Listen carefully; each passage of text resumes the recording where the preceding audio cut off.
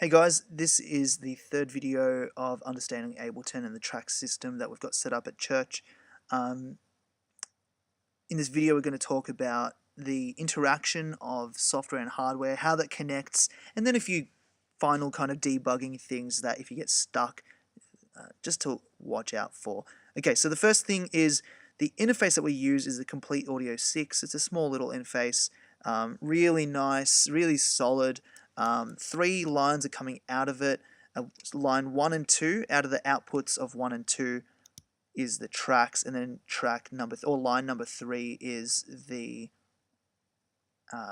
clicks and the cues. I'll show you how that's set up in Ableton in a second, but for now this is I guess what it looks something like this. That's what it looks like. So if you actually look in the back section, then you'll see that the main 1 and 2 here, left and right here, is what the tracks are going to come out of, and then the third output is where your clicks are going to come out of. Okay, so that's the interface.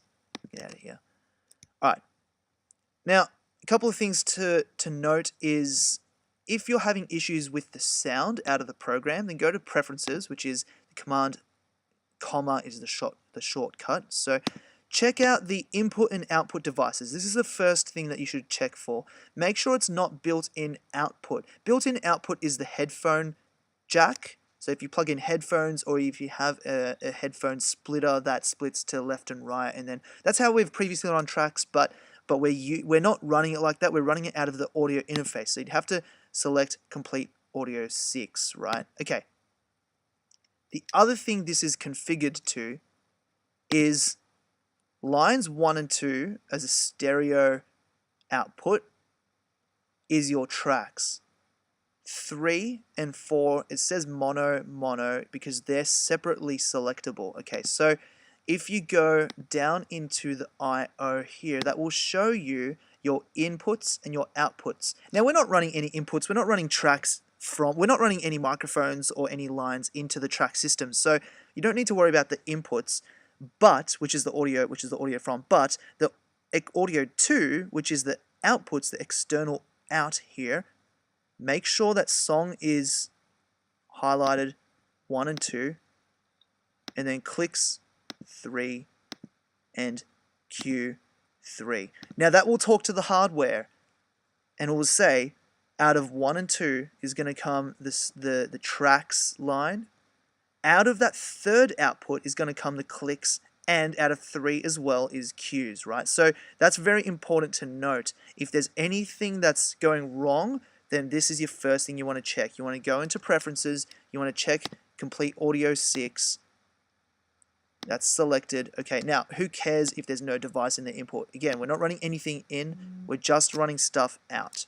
Okay, so check that the output is Complete Audio 6, output 1 and 2 for tracks, 3 and 3 for clicks and cues. If you're running cues separately, right? Okay, so you have for a lot of these songs the Victory stereo track, you got a clicks running on a separate track and cues running separately as well. This will send, if you change this to 4, that will mean you're going to have to use a 4th line coming out of the Complete Audio 6 interface running into a patch bay, and that needs to all be, or into the stage box, that all needs to be patched in and everything. So at the moment we just run clicks and cues down one channel, but later on it's definitely beneficial to be able to adjust cues separately. And that's how you would do it. You change this to output 4, you send it through the desk separately so that the sound guy can mix all your monitors separately, right? But that's not how we're doing it at the moment. We have it ready here, we just don't run the lines for it at the moment because we don't really need it. It's not something that's completely necessary at the moment. Okay, so that's your I/O. That's how Ableton talks to the hardware. You just make sure that, again, in Preferences, it's all set up. The other thing that you might want to take note of is the M here. The M is like your mixer. This will allow you to turn stuff up and down, these channels up and down. You don't really need to adjust it, but that's one way you can do it. Okay, Don't worry too much about that. I/O is the main one you want to look at, but the other one that is also good to know is this arrow here will allow you to, when you click on certain files or clips, it'll allow you to look at what's going on. If you were to click on a click here, 72 beats per minute click, this says warp, and it also says loop. Now loop means when it gets to the end, it just loops back, right? So it just cycles over and over again until you press spacebar and it stops.